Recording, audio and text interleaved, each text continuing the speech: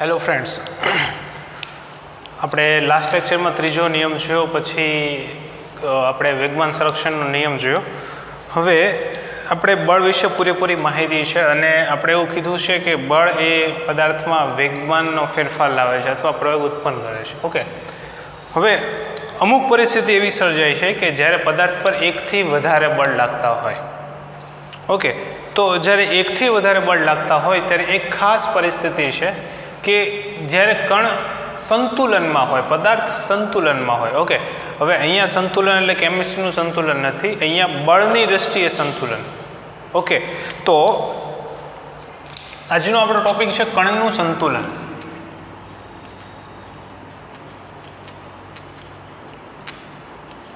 Okay, કણનું સંતુલન કોને કહેવાય છે અથવા ઇક્વિલિબ્રિયમ જેને કહેવાય છે.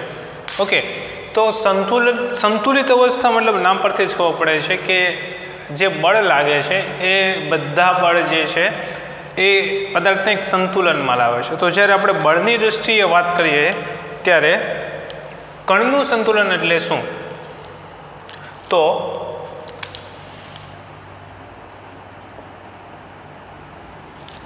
એકથી વધારે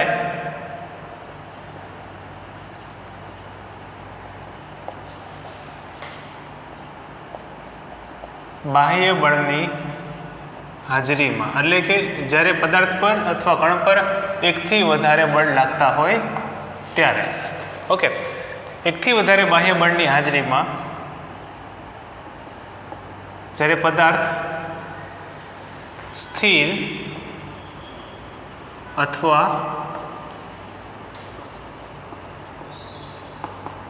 અચળ વેગી ગતિ કરે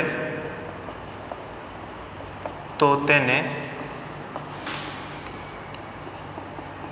કણનું અથવા પદાર્થનું કહી શકીએ. સંતુલન કહે છે અથવા પદાર્થની એવી પરિસ્થિતિને સંતુલિત અવસ્થા કહે છે. ઓકે, એટલે શૂન્ય પ્રવેગની વાત છે. બાહ્ય બળની હાજરીમાં પદાર્થ સ્થિર રહે અથવા એકથી વધારે બાહ્ય બળ લાગતા હોય, પરંતુ પદાર્થની અવસ્થા જે છે એ કેવી હોય? અચળ વેગી ગતિ હોય અથવા સ્થિર હોય, એટલે કે પ્રવેગ ઉત્પન્ન ન થાય તેવી પરિસ્થિતિને કણનું સંતુલન કહીએ છીએ. ઓકે, તો 1 by 1 આપણે 2, 3, 5, 7 જેટલા પણ બળ લાગતા હોય બધાનો આપણે અભ્યાસ કરીએ, વિશ્લેષણ કરીએ. ઓકે, તો પહેલાં આપણે જોઈએ કે 2 બળ લાગતા હોય ત્યારે શું થાય.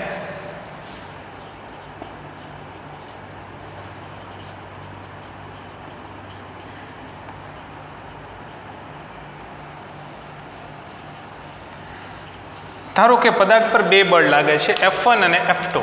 ઓકે, તો આ બળ કેવા હોવા જોઈએ?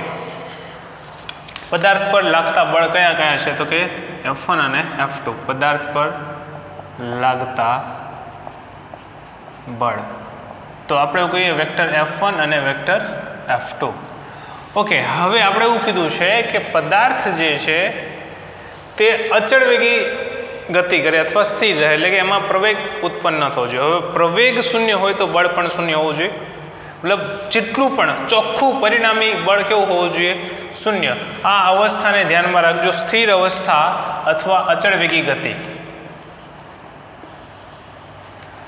બરાબર, આ બે વસ્તુ આપણે એવું કીધું હતું કે આ જે 2 અવસ્થા છે એ કઈ અવસ્થા છે? સમતુલ્ય અવસ્થા છે, કારણ કે એમાં પ્રવેગ શૂન્ય છે. મતલબ પ્રવેગ શૂન્ય તો કુલ એટલે કે ચોખ્ખું પરિણામી બળ જે છે એ શૂન્ય હોવું જોઈએ.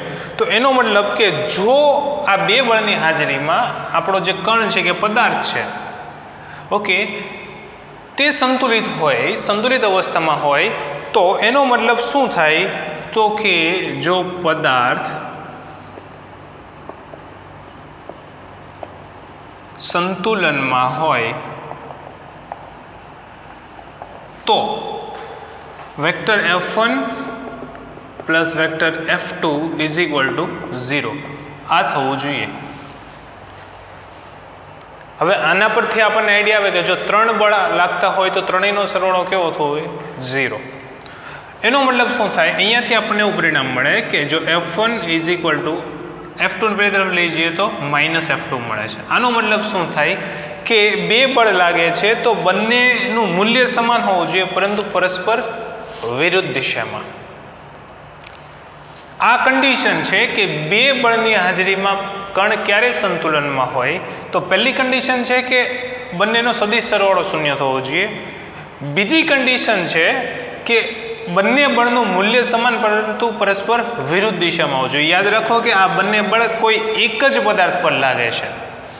ઓકે, તો બંનેનું મૂલ્ય સમાન પરંતુ પરસ્પર વિરુદ્ધ દિશામાં. એટલે આ જે સમીકરણ છે તેને આકૃતિમાં ભૌમિતિક રીતે આ રીતે દર્શાવી શકાય કે આ વેક્ટર F1 હોય તો એક્ઝેક્ટલી વિરુદ્ધ દિશામાં આ વેક્ટર F2 થવો જોઈએ. બંનેની લંબાઈ સમાન અને બંને પરસ્પર વિરુદ્ધ દિશામાં છે. એટલે આ બંનેનો સરવાળો કેવો થશે?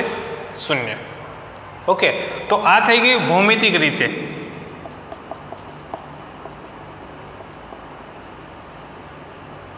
બે બળની હાજરીમાં પદાર્થનું સંતુલન જે છે આ ભૌમિતિક સ્વરૂપ છે.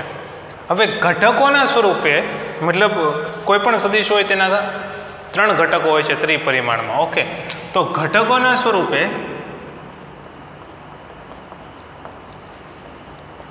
મોટા ભાગે આપણે બે જ ઘટકો ધ્યાનમાં લેવાના હોય છે. સમતલમાં જ આપણે અભ્યાસ કરવાનો હોય છે, પરંતુ 3 ઘટકો મહત્તમ 3 ઘટકો થઈ શકે એટલે 3ની વાત કરી લઈએ એટલે તકલીફ ના પડે. કે જો સપોઝ વેક્ટર F1 છે તેના ઘટકો છે fx1 અથવા આપણે એવું કહીએ F1x. આ x ઘટક થઈ ગયો i cap plus F2x j cap F1y j cap plus F1z k cap. આ 3 ઘટકો થઈ ગયા F1x, F1y, F1z. બરાબર, કોઈ પણ સદિશના રીતે દર્શાવી શકાય.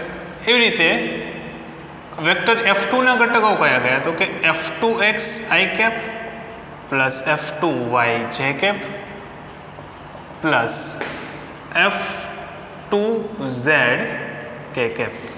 આ 3 ઘટકો થઈ ગયા. હવે સંતુલન માટે શું કીધું? તો કે સંતુલન માટે F1 પ્લસ F2 સદિશ સરવાળો કેવો થવો જોઈએ? 0. મતલબ vector F1 plus vector F2 is equal to 0. Okay, તો એનો મતલબ શું થશે કે આ જે છે તે મૂકી દો અહીંયા. તો કે F1x i cap plus F1y j cap plus F1z k cap plus F2x i cap plus F2y j cap plus F2z k cap is equal to 0 થાય છે. મતલબ કોઈ સદિશ સરવાળો શૂન્ય હોય એનો મતલબ શું થાય કે આ શૂન્ય સદિશ છે. ઓકે, એની ઉપર સદિશની નિશાની દર્શાવવાની જરૂર નથી. બાય ડિફોલ્ટ શૂન્ય છે એટલે એને આપણે શૂન્ય સદિશ તરીકે પણ લઈ શકીએ. મતલબ કે આના જે શૂન્ય સદિશ છે તેના ઘટકો કયા કયા હોય? તો કે 0 i cap plus 0 i cap plus 0 j cap plus 0 k cap. Okay, તો અહીંયા i કેપ વાળા જે સદિશો છે એક સાથે લખીએ તો આપણને મળશે F1x પ્લસ F2x. સહગુણકોનો સરવાળો થશે i cap plus F1y plus F2y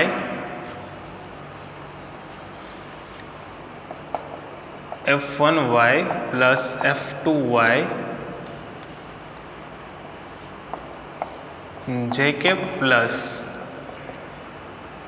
F1z plus F2z k cap is equal to શું થશે? તો કે 0 i cap plus 0 j cap plus 0 k cap. હવે જો સહગુણકો સરખાવી દો બંને તરફ, જમણી બાજુ અને ડાબી બાજુ બંને તરફ સહગુણકો સરખાવશો તો તમને શું મળશે? તો કે F1x plus F2x is equal to 0. અહીંયા i કેપનો સહગુણક મતલબ i કેપ સાથે ગુણાકારમાં શું છે? આ છે આ બાજુ 0 છે તો આ 0 થવું જોઈએ. બંને સમાન છે મતલબ સહગુણકો પણ કેવો હોવો જોઈએ? સમાન હોવો જોઈએ. એવી રીતે F1y plus F2y is equal to 0.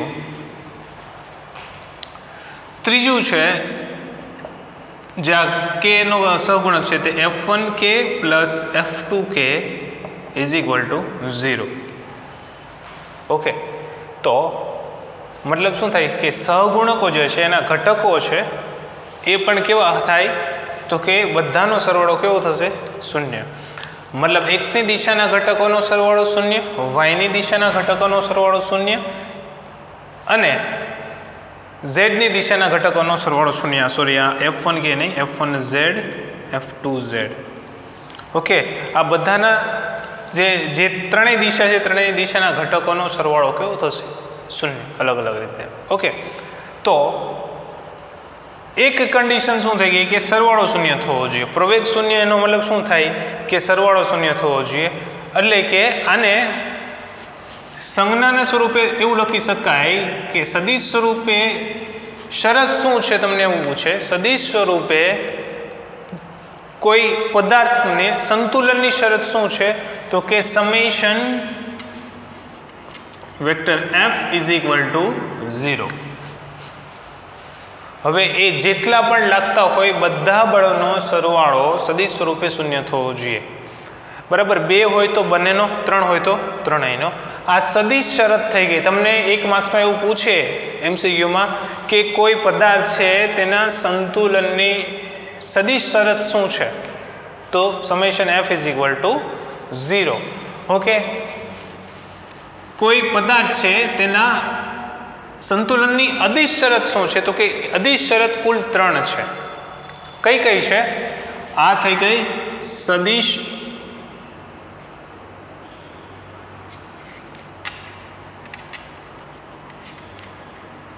આ થઈ ગઈ સદિશ શરત અને આ થઈ ગઈ હવે છે અદિશ શરત. તો કે અદિશ શરત શું થશે? તો કે summation Fx is equal to 0. મતલબ એક્સની દિશાના જેટલા બળો છે અથવા એક્સની દિશાના જે બળોના ઘટક છે બધાનો સરવાળો કેવો થવો જોઈએ? શૂન્ય.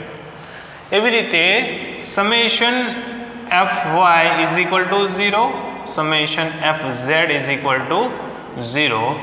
મતલબ કે જેટલા પણ બળ લાગે છે બધાનો જે ઘટકો છે તે એક્સની દિશાના ઘટકોનો સરવાળો અલગથી શૂન્ય થવો જોઈએ, વાયની દિશાના ઘટકોનો સરવાળો અલગથી શૂન્ય થવો જોઈએ અને ઝેડની દિશાના ઘટકોનો અલગથી સરવાળો શૂન્ય થવો જોઈએ.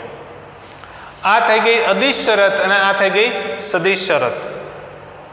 પછી બળ ગમે તેટલા લાગતા હોય આ આપણને કોમન વાત મળે છે.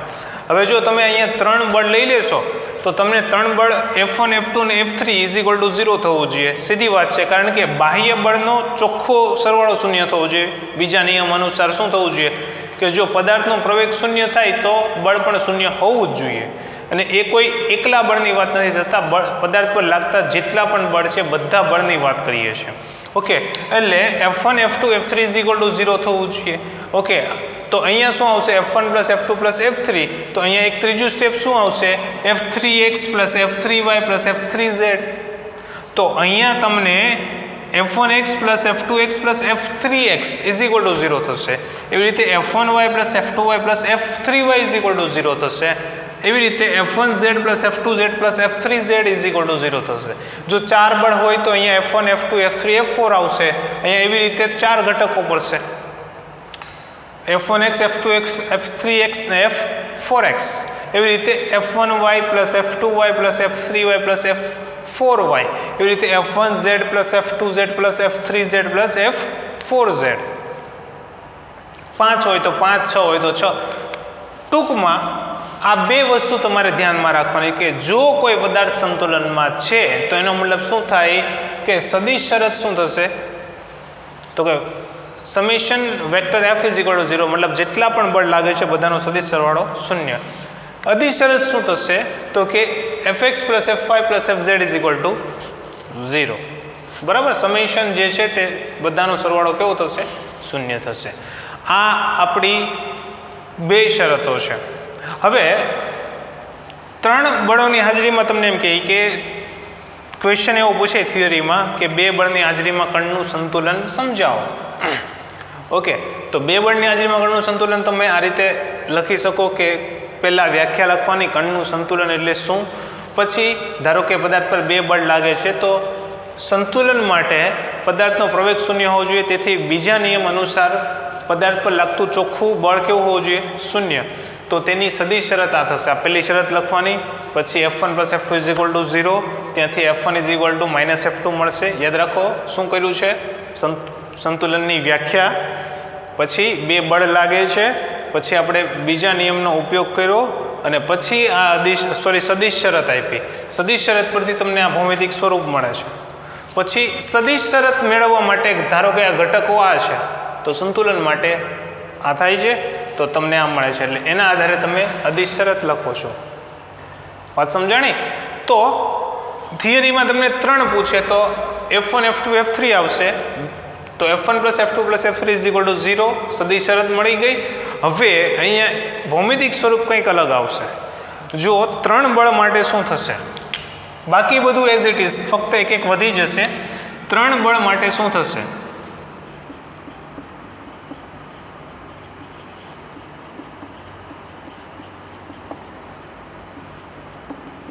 3 બળની હાજરીમાં સંતુલન. તો વેક્ટર F1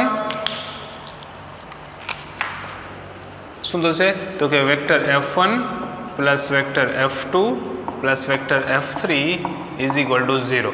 ઓકે, તો આનો મતલબ શું થાય કે F1 + F2 = -F3 થશે. મતલબ આનો મતલબ શું થાય કે બે સદિશ છે, મતલબ બે બળ છે, બંનેનો સરવાળો જે છે એ ત્રીજા જેટલો છે પરંતુ વિરુદ્ધ દિશામાં. એટલે કે ધારો કે આ થઈ ગયું F1, આ હોય F2. ઓકે, તો પહેલાં અહીંયા સમાંતર બાજુ ચતુષ્કોણનો નિયમ લગાવો.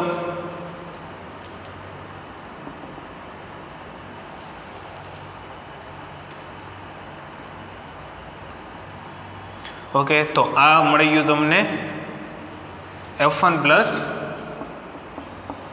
F2. ઓકે, ચતુષ્કોણના નિયમ અનુસાર આ F1 + F2 મળી ગયું. તો આ નિયમ અનુસાર, આ સમીકરણ અનુસાર તમને શું મળે કે F1 + F2 F3 ની એક્ઝેક્ટ ઓપોઝિટ દિશામાં છે અને તેના મૂલ્ય જેટલું જ છે. બરાબર? તો F3 કઈ દિશામાં હશે? તો કે આ દિશામાં, અને તેનું મૂલ્ય કેટલું હશે? તો કે F1 + F2 જેટલું હશે. એટલે આ જે મૂલ્ય છે, આ જે લંબાઈ છે એટલી જ આ લંબાઈ હશે અને આ થશે F3. વાત સમજાણી? એટલે જો આ બંનેનું પરિણામી આ, હવે આનું નાનું પરિણામ શું થશે? 0. એટલે કે F1 + F2 + F3 = 0, કારણ કે આ બંને સદિશ સમાન મૂલ્યના પરસ્પર વિરુદ્ધ દિશામાં. ઓકે, એટલે સમાન મૂલ્યના પરસ્પર વિરુદ્ધ દિશાના સદિશ છે તેનો સરવાળો શું થાય? 0. તો આ થઈ ગયું તમારું ભૌમિતિક સ્વરૂપ. મતલબ કંઈક આવી આકૃતિ મળે કે બે સદિશનો સરવાળો જે છે તે કેવો મળશે તમને? તો કે બે સદિશનો સરવાળો તમને હંમેશા ત્રીજા સદિશ જેટલો મળશે. મૂલ્ય સમાન હશે પરંતુ વિરુદ્ધ દિશામાં. આ સિવાય એક બીજી આકૃતિ બનશે. શું બનશે? કે F1 + F2 અને F3 ને ક્રમિક રીતે ગોઠવશો તો તમને આ 3 સદિશ છે, 3 બળ છે, તેને ક્રમિક રીતે ગોઠવશો તો તમને કંઈક આવું મળશે. ઓકે, શું મળશે? તો કે આ થઈ ગયું તમારું F2, બરાબર? પછી આ થઈ ગયું તમારું F1 અને આ થશે તમારું F3. F1, F2 અને F3. ઓકે, તો બે આકૃતિ આવશે, એક આ આકૃતિ અને એક આ આકૃતિ. તો આનો મતલબ શું થાય કે જ્યારે 3 સદિશો હોય, 3 બળ લાગતા હોય તો ત્રણેય બળ વિશે બે સંબંધ મળે. એક સંબંધ શું છે કે કોઈ બે બળનો સરવાળો ત્રીજા બળ જેટલો હોય છે પરંતુ વિરુદ્ધ દિશામાં. અથવા આ ત્રણેય બળ જે છે તેને ક્રમિક રીતે ગોઠવશો તો શું થશે? એક બંધ આકૃતિ રચશે. અને આપણે સદિશમાં શીખેલા છીએ કે જ્યારે કોઈ પણ સદિશ હોય, ગમે તેટલા સદિશ હોય, 1 હોય, 2 હોય, 5 હોય, 10 હોય, 15 હોય, જેટલા પણ સદિશ છે, જો બધાને ક્રમિક રીતે ગોઠવો અને એક બંધ આકૃતિની રચના થાય તો એનો મતલબ શું થાય કે જેટલા સદિશ છે બધાનો સરવાળો કેવો થાય? 0. તો અહીંયા 3 બળ છે, ત્રણેય બળને ક્રમિક રીતે ગોઠવતા આપણને એક બંધ આકૃતિ મળે. બંધ આકૃતિ મતલબ ત્રિકોણ મળે, ચતુષ્કોણ મળે, પંચકોણ મળે, ષષ્ઠકોણ મળે, એવી બંધ આકૃતિ. તો આવી બંધ આકૃતિની રચના થાય તો મતલબ આ ત્રણેય બળનો સરવાળો કેવો થાય? શૂન્ય. અને એ જ આપણી સંતુલનની કન્ડિશન છે. તો ભૌમિતિક સ્વરૂપ શું મળે છે? એક આ મળે છે અને બીજું આ. બરાબર, આ સમીકરણ માટે આ થશે ને આ સમીકરણ માટે આ. તો આપણે એ અલગથી નોંધ કરાવીશું કે F1 + F2 = -F3 થાય છે. બરાબર, ત્રણ બળ માટે. તો F1 + F2 = -F3 નો મતલબ બે બળનો સરવાળો ત્રીજા બળ જેટલો છે, પરંતુ વિરુદ્ધ દિશામાં, અથવા ત્રણેય સદિશને જ્યારે ક્રમિક રીતે ગોઠવીએ છીએ, બરાબર, ત્રણેય બળને જ્યારે ક્રમિક રીતે ગોઠવવામાં આવે તો એક બંધ આકૃતિની રચના થાય. જો ચાર બળ હોય તો F1 + F2 + F3 + F4 = 0. Okay, ત્યાં શું આવશે? તો કે F1 + F2 + F3 = -F4.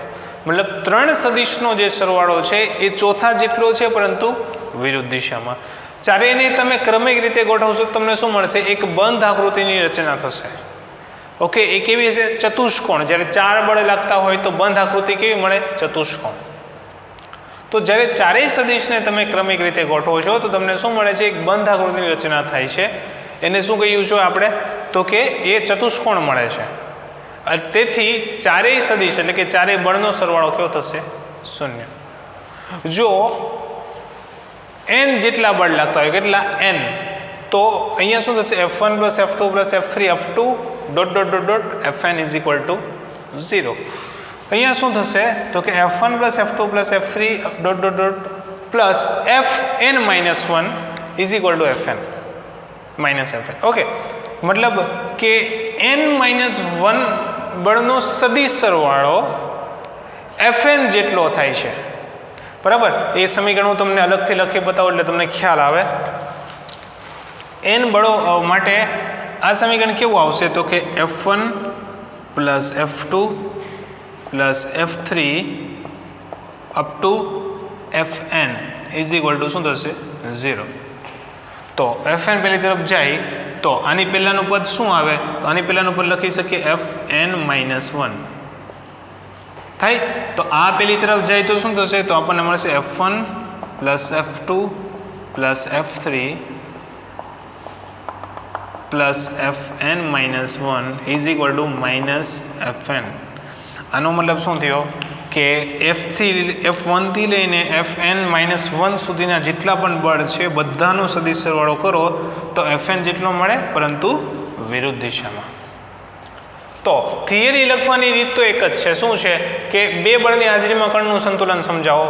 તો સંતુલનની વ્યાખ્યા, પછી બે બળ લીધા છે, પછી બીજા નિયમ અનુસાર ચોખ્ખું બળ શૂન્ય થવું જોઈએ, કારણ કે સંતુલનમાં પ્રવેગ શૂન્ય હોય છે. તો F1 + F2 = 0, તો તમને F1 = -F2 મળે છે. તો ભૌમિતિક સ્વરૂપ આ મળે છે. ઓકે, ઘટકોના સ્વરૂપે જોવા જઈએ તો ઘટકોના સ્વરૂપે આ મળશે. એવી રીતે ત્રણ બળ હોય તો તમે શું કરશો? ત્રણ બળ લેશો. અહીંયા ભૌમિતિક સ્વરૂપ આવું મળશે. n બળ હોય તો શું કરશો તમે? તો કે n બળમાં પહેલું સમીકરણ આ થઈ ગયું, આ નીચેનું સમીકરણ આ થઈ ગયું. બરાબર, અને તેમાં શું કહીશો? કે તમે જ્યારે આને એક ક્રમિક રીતે ગોઠવો છો તો તમને શું મળે છે? તો કે ક્રમિક રીતે ગોઠવતા જે બળો જે છે એક બંધ આકૃતિ રચે છે, જેને આપણે બહુકોણ કહીએ છીએ. શું કહીએ છીએ? બહુકોણ, પોલિગોન.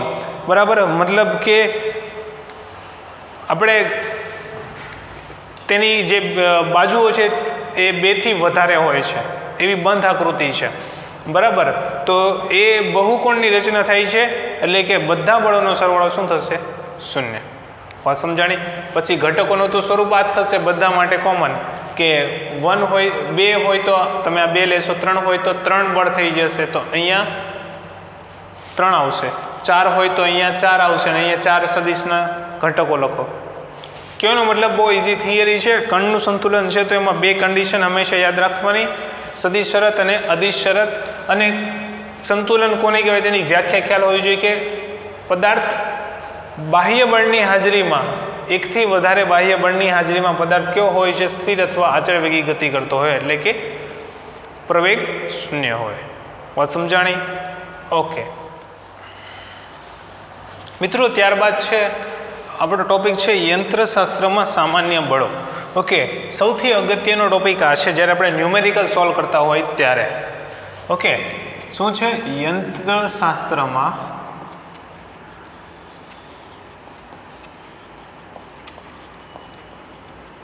સામાન્ય બળો.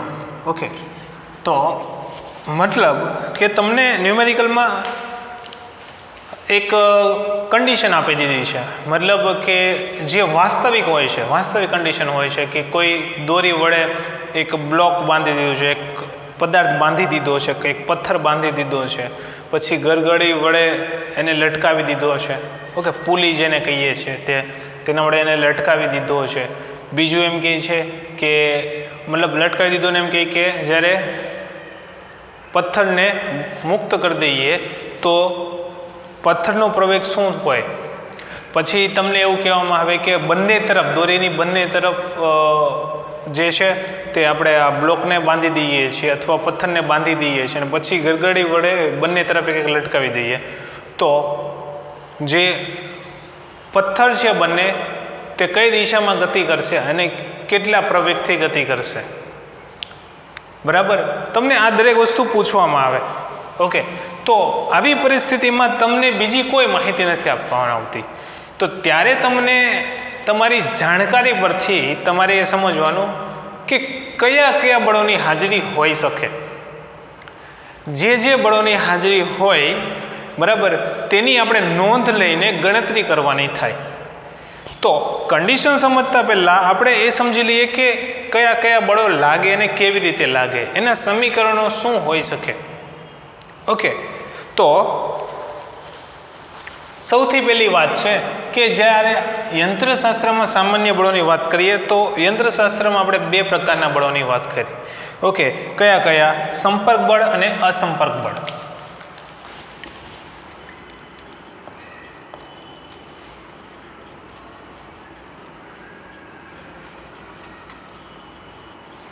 ઓકે, તો તમારા જે બળ છે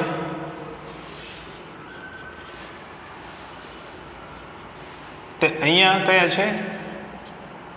અસંપર્ક બળ અને સંપર્ક બળ. ઓકે, હવે અસંપર્ક બળમાં મતલબ પદાર્થના સંપર્કમાં આવ્યા વગરના કયા કયા બળો લાગે, તો આપણે અહીંયા લખી શકીએ કે આમ તો જે મૂળભૂત બળો જે છે, જે ચાર બળો છે તે બધા જ લાગે છે. એ બંને બધા કેવા છે? અસંપર્ક બળો છે. એટલે મૂળભૂત ચાર બળ કયા કયા? તો કે ગુરુત્વાકર્ષણ બળ, પછી વિદ્યુત ચુંબકીય બળ, પછી નિર્બળ એટલે કે વીક ન્યુક્લિયર ફોર્સ, નિર્બળ ન્યુક્લિયર બળ અને પ્રબળ ન્યુક્લિયર બળ. ઓકે, આ ચાર બળ લાગે છે. પણ યંત્રશાસ્ત્રમાં જ્યારે તમને કોઈ ક્વેશ્ચન આપેલો હોય ત્યારે તમારે આ ત્રણ બળો યંત્રશાસ્ત્રમાં ખાસ યાદ રાખજો. ત્યારે તમારે આ ત્રણ બળો જે છે ધ્યાનમાં લેવાની જરૂર નથી, કારણ કે યંત્રશાસ્ત્ર જે છે તે પદાર્થની સ્થૂળ અવસ્થાની વાત કરે છે. પદાર્થની સ્થૂળ અવસ્થા મતલબ કે તમે નરી આંખે જોઈ શકો તેવી ઘટનાની વાત કરે છે. જ્યારે આ બધા બળો છે એ કેવા છે? તો કે સૂક્ષ્મ સ્તરે લાગતા બળો છે. ખરેખર તો પૃથ્વી પર જેટલા, પૃથ્વી નહીં સમગ્ર બ્રહ્માંડમાં જેટલા બળ છે એ આ ચાર બળ જ છે. આની સિવાયનું કોઈ બળ છે જ નહીં, પાંચમું કોઈ બળ છે જ નહીં. પરંતુ સૂક્ષ્મ સ્તરે જ્યારે સ્થૂળ સ્તરે જ્યારે જોવા જતા હોય, મતલબ નરી આંખે તમે જ્યારે અવલોકન કરો ત્યારે આ જે બળો છે તે કંઈક ખાસ પ્રકારના ગુણધર્મો દર્શાવે છે. બરાબર, અલગ અલગ પરિસ્થિતિમાં અલગ અલગ ગુણધર્મો દર્શાવે. મતલબ તંત્રની પરિસ્થિતિ અનુસાર એ તંત્ર કેવું છે, દોરી છે, સ્પ્રિંગ છે કે કોઈ પણ વસ્તુ છે, બરાબર, સપાટીઓ છે, તો એ અનુસાર આ બળોના કંઈક ખાસ પ્રકારના ગુણધર્મો જોવા મળે છે. એટલે આ જે બળો છે તેને આપણે અલગથી નામ આપી દીધું. આ બળોમાં ખાસ કરીને વિદ્યુત ચુંબકીય બળ, તમે જેટલા પણ બળો જોવો છો, તમે આ દિવાલને ધક્કો મારો, બરાબર છે, અથવા તમે કોઈ વસ્તુ પીક કરો છો, ઉપરની તરફ ઉઠાવો છો, તો દરેક વસ્તુ કેવી છે? તો કે દરેક વસ્તુ પર તમે જે બળ લગાવો છો તે વિદ્યુત ચુંબકીય બળ છે. પરંતુ એ વિદ્યુત ચુંબકીય બળ સૂક્ષ્મ સ્તરે લાગે છે. જ્યારે તમે સ્થૂળ સ્તરે જોવા જાઓ, નરી આંખે જોવા જાઓ, તો આ એક ખાસ પ્રકારનો તમને એક ગુણધર્મ જોવા મળે. તો એ ગુણધર્મના આધારે આપણે એ બધાને સંપર્ક બળ નામ આપી દીધું છે.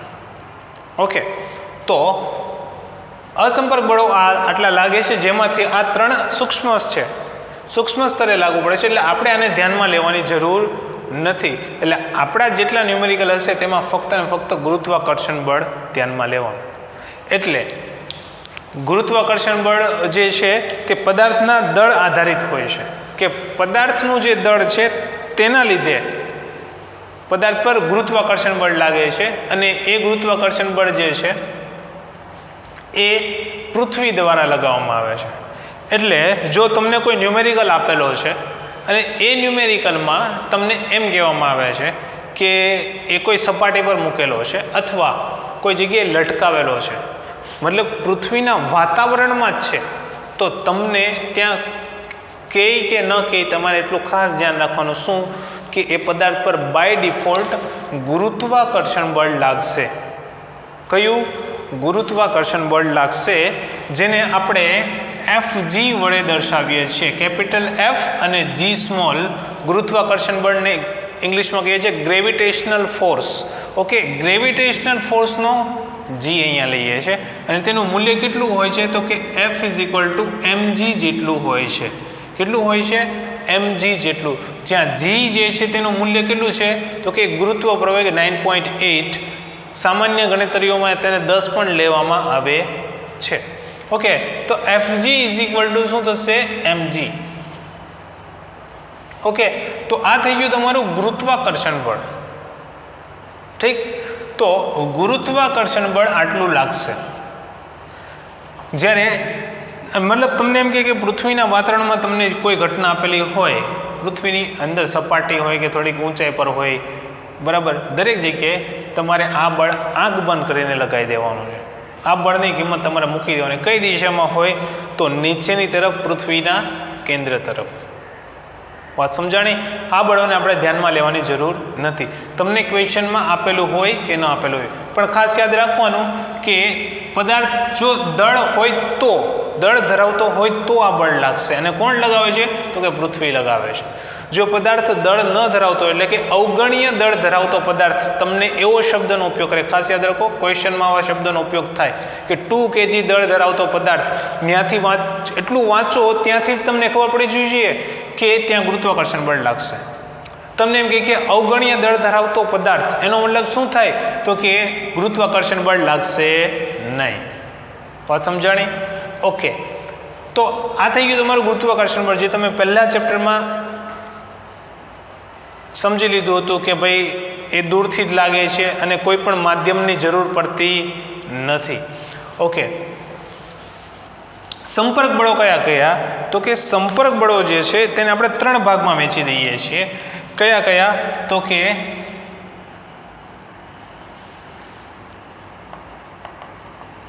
ઘન પદાર્થો વચ્ચે લાગતા બળ.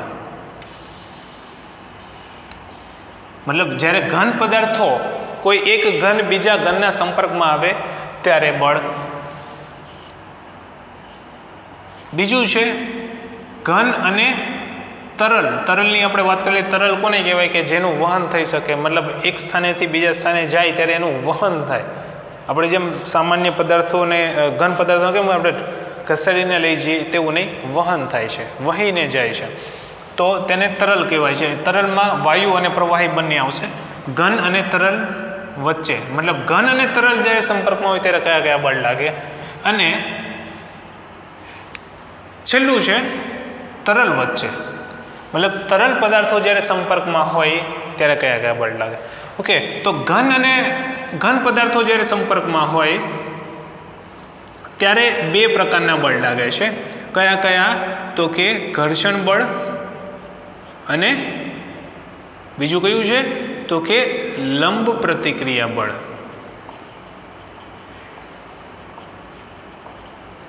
ઠીક, ડિટેલમાં સમજીશું આગળ.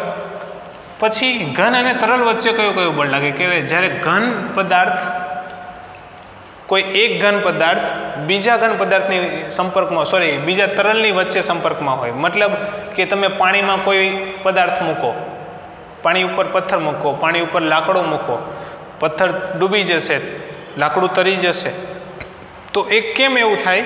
તો એનું કારણ છે ઉત્પ્લાવક બળ. શું કહેવાય છે? ઉત્પ્લાવક બળ. ઓકે, તો જ્યારે ઘન અને તરલ સંપર્કમાં હોય, એટલે કે લાકડું અને પાણી સંપર્કમાં છે, તો એ કેવું છે? ઉત્પ્લાવક બળ. અને તરલ પદાર્થ છે તેની વચ્ચે કયું બળ લાગે? તો કે શાંતા બળ. કયું બળ? શાંતા બળ. બરાબર, આટલા બળ લાગે છે. આ સિવાયના જે આ વિદ્યુત ચુંબકીય બળ છે, એ વિદ્યુત ચુંબકીય બળનું એક ખાસ પ્રકારની કન્ડિશનમાં જોવા મળે છે. ઓકે, આ જે વિદ્યુત ચુંબકીય બળ છે તે ખાસ પ્રકારના જે તંત્ર છે, મતલબ સામાન્ય રીતે ઉપયોગમાં આવતી આપણા પદાર્થો છે, એક તો સ્પ્રિંગ છે અને બીજું છે દોરી છે. તો એ બંનેમાં આ ઉદ્ભવે છે, તો તેને નામ આપેલું છે એક સ્પ્રિંગ બળ